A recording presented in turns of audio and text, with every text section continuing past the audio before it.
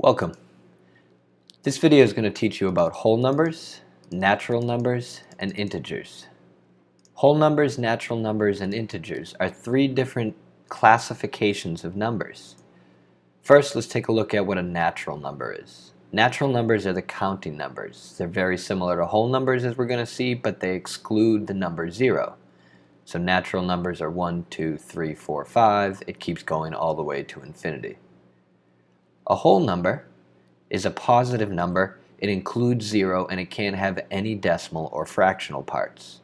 So it could be 0, 1, 2, 3, 4. It keeps going. As you can see, it's pretty much the same idea as a natural number, but it also includes 0. Finally, an integer is a whole number, but it could be positive, it could be negative, or it could be 0. So the integer has all the whole numbers, 0, 1, 2, 3, 4. And integer sets include the negatives, -1, -2, all the way out to negative infinity. So, if we're asked to classify numbers, if we're asked are they natural numbers, are they whole numbers, are they integers, we just need to understand these definitions and apply them.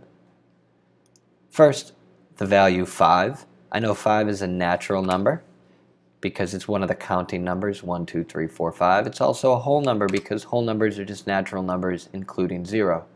And 5 is also an integer because any number that's a whole number is going to be an integer.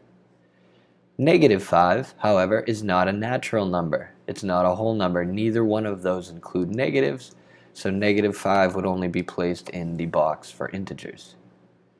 2.5, this is a decimal number. Because it's a decimal number, it is not considered a whole number. It has a decimal or a fractional part. Integers, same idea, they can't have decimals or fractional parts. They're the same thing as a whole number, they just include the negative set. So 2.5 would not go in any of these boxes. It couldn't be considered an integer, whole number, or natural number.